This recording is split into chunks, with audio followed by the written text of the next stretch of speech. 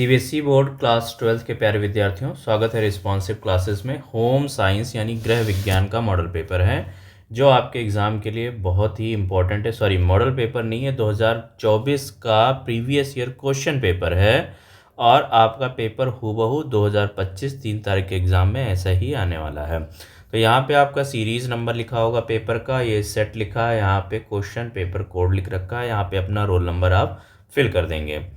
और सबसे पहले यहाँ पे आप जांच करेंगे, कृपया जांच कर लें कि इस प्रश्न पत्र में कितने 19 प्रश्न हैं, यानी कि 19 पेजेस हैं। और ये भी जांच कर लें कि इस प्रश्न पत्र पे 35 प्रश्न छपे हुए हैं कि नहीं। अगर कोई प्रश्न आपका मिसप्रिंट है या कटा पिटा है तो आप क्वेश्चन पेपर चेंज कर सकते हैं। प्रश्न पत्र में दाहिने हाथ की ओर दिए गए प्रश्न पत्र कोड को परीक्षार्थी उत्तर पुस्तिका के मुख्य पृष्ठ पर लिखें।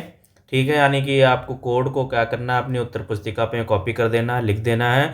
कृपया प्रश्न का उत्तर लिखना शुरू करने से पहले उत्तर पुस्तिका में प्रश्न का क्रमांक अवश्य लिखें। प्रश्न का क्रमांक यानी किस प्रश्न का उत्तर आप दे रहे हैं उसको जरूर ऊपर हेडिंग में, बड़े हेडिंग में लिखें, ताकि कॉपी चेक करने में कोई असुविधा न हो। इस प्रश्न पत्र को पढ़ने के लिए 15 मिनट का समय दिया गया है। प्रश्न पत्र का वितरण पूर्वाह्न 10:15 बजे किया जाएगा, यानी 10:15 पे किया जाएगा। और 10:15 से 10:30 यानी कि 15 मिनट तक छात्र केवल प्रश्न पत्र को पढ़ेंगे। इस अवधि के दौरान वे उत्तर पुस्तिका पर कोई उत्तर नहीं लिखेंगे। यहाँ पे इंग्लिश में इंस्ट्रक्शंस दे रखे हैं, लिखा हुआ है गृह विज्ञान होम साइंस थ्योरी, यानी सैद्धांतिक प्रश्न हैं। सामान्य निर्देश क्या लिखे हैं बच्चों? सभी प्रश्न अनिवार्य है। इस प्रश्न पत्र में 35 प्रश्न है। प्रश्न पत्र को 4 खंडों में विभाजित किया गया। खंड क, ख, ग, घ। खंड का में प्रश्न संख्या 1 से 14 बहुविकल्पीय प्रश्न है। प्रत्येक प्रश्न 1 अंक का है। और खंड खा में प्रश्न संख्या 15 से 18 और प्रत्येक प्रश्न 1 अंक का है। खंड गा में प्रश्न संख्या 19 से 25 है, प्रत्येक 2 अंक का है। तथा प्रश्न संख्या 26 से 29 में प्रत्येक 3 अंक के हैं। ठीक है। खंड घ में प्रश्न संख्या 30 से 33 है, प्रत्येक 4 अंक के। तथा प्रश्न संख्या 34 और 35 प्रत्येक 5 अंक के हैं। कुछ प्रश्नों में आंतरिक विकल्प भी दिए रखे हैं। जहां भी आवश्यक हो उपयुक्त उदाहरणों के साथ अपने उत्तरों का समर्थन कीजिए। तो चलिए सबसे आते हैं बहुविकल्पीय प्रश्न खंड का, जिसमें 14 बहुविकल्पीय प्रश्न हैं। तो यहाँ पे मैं सभी बहुविकल्पियों का उत्तर आपको बताने वाला हूँ। आपको मैं 3-4 पेपर करवा दूंगा, तो इस प्रकार आपका पूरा यहाँ पे एमसीक्यूज तैयार हो जाएगा। प्रश्न क्या कहता है कि भारत सरकार द्वारा बेटी बचाओ बेटी पढ़ाओ योजना निम्नलिखित में से किस उद्देश्य के लिए शुरू की गई थी? क्या लड़कियों को स्कूल में प्रवेश हेतु तैयार करने के लिए, ब्रिज कोर्स यानी सेतु पाठ्यक्रम में नामांकित करने के लिए, या पक्षपात लिंग चुनाव की प्रक्रिया को बढ़ावा देने के लिए, बालिकाओं की उत्तरजीविता संरक्षण और शिक्षा को सुनिश्चित करने के लिए, सभी को रोजगार उपलब्ध कराने के लिए? तो बताइए इस पे में से कौन सा सही विकल्प होगा? ऑप्शन नंबर सी करेक्ट हो जाएगा बच्चों। बालिकाओं की उत्तरजीविता संरक्षण और शिक्षा को सुनिश्चित करने के लिए बेटी बचाओ बेटी पढ़ाओ योजना का उद्देश्य इस उद्देश्य से शुरू की गई थी। आते हैं दूसरे प्रश्न पे। दूसरा प्रश्न क्या कह रहा है बच्चों कि किसी होटल के अतिथि कक्षाओं और स्नान गृहों के वास्तविक सफाई कौन करता है? क्या बेल बॉय, क्या दरबान करता है, कमरा परिचर करता है, या फिर तल पर्यवेक्षक करता है? तो इस प्रश्न का सही उत्तर हो जाएगा कमरा परिचर करता है। तीसरा प्रश्न क्या है कि धुलाई मशीनों का आलोड़क बनाने के लिए निम्नलिखित में से कौन सा पदार्थ उचित नहीं है? क्या प्लास्टिक, एल्युमिनियम, बैकेलाइट, लोहा? ठीक है, तो तीसरे का सही उत्तर हो जाएगा लोहा। कौन सा उचित नहीं है? लोहा, क्योंकि धुलाई मशीन में अगर आप उसके पार्ट्स लोहे के बनाएंगे तो फिर करंट लग सकता है। इसलिए आप प्लास्टिक, बैकेलाइट या फिर एल्युमिनियम का इस्तेमाल करके ही हम इसका आवरण तैयार करते हैं। ठीक है, चलिए आते हैं चौथे प्रश्न पे। यहाँ पे हिंदी वाले प्रश्न ही लिए जा रहे हैं। कार्यस्थल पर कर्मचारियों के तनाव और स्वास्थ्य समस्याओं को कम करने के लिए उपकरणों, मशीनों और कार्य केंद्रों को डिज़ाइन करने के लिए डैश का उपयोग महत्वपूर्ण है। तो क्या होगा इसका उत्तर? क्या उद्यमिता महत्वपूर्ण है, क्या सुकार्यिकी महत्वपूर्ण है, मानवमिति या फिर शरीर विज्ञान? तो चौथे का ऑप्शन नंबर बी सही हो जाएगा, सुकार्यिकी। पांचवा प्रश्न क्या कहता है बच्चों कि एक बड़े होटल में एक चक्र में धुलाई के लिए कपड़ों का अधिक भार संभालने के लिए किस क्षमता की धुलाई मशीन उपयुक्त होती है? तो बिल्कुल 100 किलोग्राम, ऑप्शन नंबर ए सही हो जाएगा। छठा प्रश्न है, निम्नलिखित में से कौन सा आहार पूरक कार्यक्रम है? ऑप्शन नंबर ए है राष्ट्रीय पोषण रक्तता रोग निरोधक कार्यक्रम, कार्य के बदले अनाज राष्ट्रीय कार्यक्रम, अन्नपूर्णा योजना या फिर मध्याह्न भोजन कार्यक्रम। तो छठे का ऑप्शन नंबर डी सही हो जाएगा, मध्याह्न भोजन कार्यक्रम। इसमें अथवा में प्रश्न दे रखा है छठे में कि निम्नलिखित में से किस स्थान पर मार्च 2018 में पोषण अभियान शुरू किया गया था? तो बिल्कुल छठे का जो अथवा वाला प्रश्न है उसका सही उत्तर हो जाएगा Jhunjhunu Rajasthan, option number B correct हो जाएगा। सातवां प्रश्न है कि नाको का पूर्ण रूप क्या है? नाको का पूर्ण रूप क्या है? राष्ट्रीय गठिया नियंत्रण संगठन, नया एड्स नियंत्रण संगठन, राष्ट्रीय एड्स नियंत्रण संगठन, राष्ट्रीय अल्जाइमर समुदाय संगठन। तो बिल्कुल सातवें का ऑप्शन नंबर सी सही हो जाएगा, राष्ट्रीय एड्स नियंत्रण संगठन।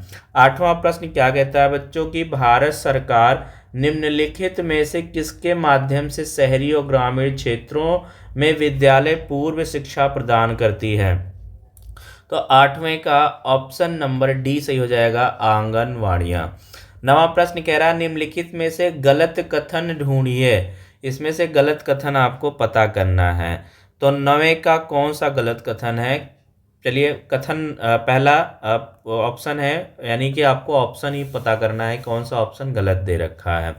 तो खाद्य पदार्थों को डिब्बों में बंद करने की प्रक्रिया डिब्बाबंदी निकोलस एयरपेट द्वारा विकसित की गई थी। बिल्कुल ये सही है।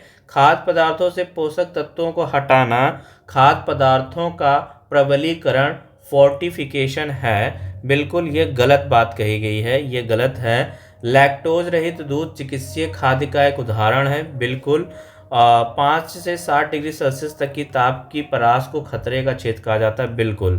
तो देखिए यहाँ पे कौन सा गलत कथन है? तो बी वाला गलत कथन है। तो आपका उत्तर कौन सा हो जाएगा? ऑप्शन नंबर बी ही सही हो जाएगा।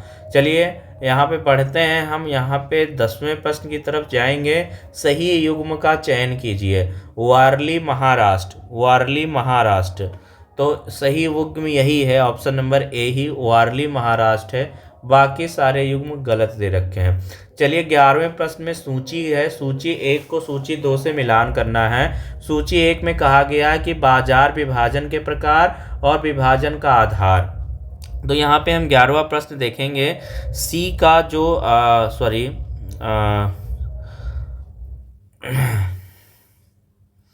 11वें प्रश्न में सूची है।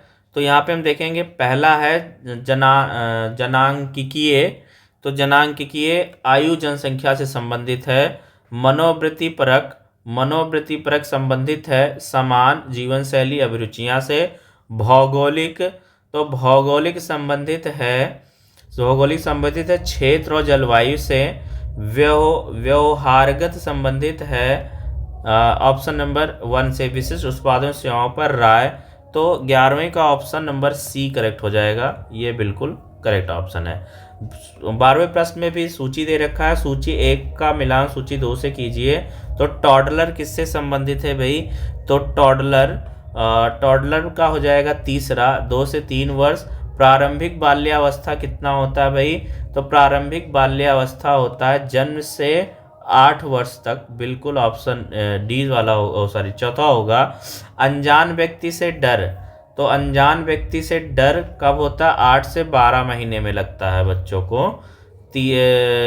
तीसरे का हो जाएगा पहला। और समेकित बाल विकास सेवाएं तो जन्म से 6 वर्ष तक की। तो इस प्रकार 12वें का ऑप्शन नंबर डी करेक्ट हो जाएगा। 13वें प्रश्न की तरफ यहाँ पे हम जाएंगे। 13वां प्रश्न क्या कहता है बच्चों की? खाद्य और औषध निर्माण उद्योगों में प्रगति के कारण रोगियों के पोषण के लिए कौन से पोषक पूरक प्रयोग किए जा रहे हैं। तो क्या इसमें 13वें का कौन सा ऑप्शन सही होगा।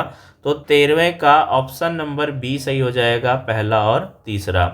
फिर इसी का ऑप्शन नंबर अथवा में प्रश्न दे रखा है कि 13वें में अथवा दे रखा है कि भारत को अक्सर विश्व की मधुमेह राजधानी कहा जाता है। मधुमेह जैसे चिरकालिक रोग के 2 संभावित कारणों की पहचान कीजिए। तो क्या है भाई, पहला है कि चिकित्सकीय पोषण उपचारक द्वारा निर्धारित आहार लेना, कम शारीरिक क्रियाकलाप, चीनी और वसा उपभोग में वृद्धि, रेशा फाइबर उपभोग में वृद्धि। तो इसका देखिए ऑप्शन नंबर सी सही होगा, यानी कि पहला दूसरा और तीसरा, क्योंकि कम शारीरिक क्रियाकलाप क्या है भाई, शुगर का, मधुमेह का कारण बनता है। चीनी और वसा उपभोग में वृद्धि भी बिल्कुल शुगर का कारण बनता है।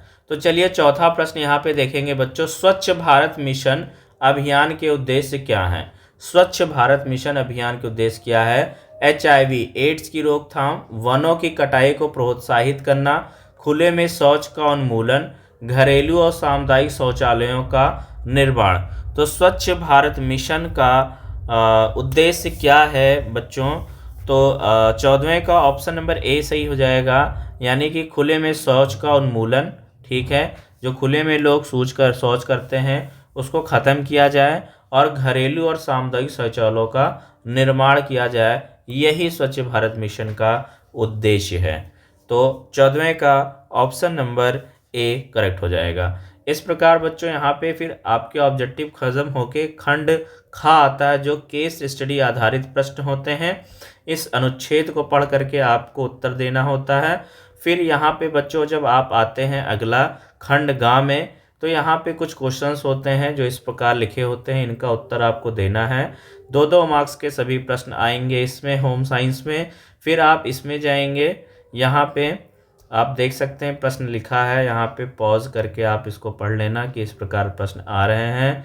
फिर यहाँ पे 4-4 मार्क्स के क्वेश्चन आते हैं अगले खंड में। फिर सेक्शन डी में आप जब जाते हैं तो यहाँ पे 5-5 मार्क्स के और 4-4 5-5 मार्क्स के क्वेश्चंस मिलते हैं। इस प्रकार आपका पेपर ये ख़त्म हो जाता है। वीडियो अच्छी लगी होगी तो सब लोग वीडियो को लाइक करेंगे, चैनल को सब्सक्राइब करेंगे। मिलते हैं नेक्स्ट वीडियो में, तब तक के लिए नमस्कार।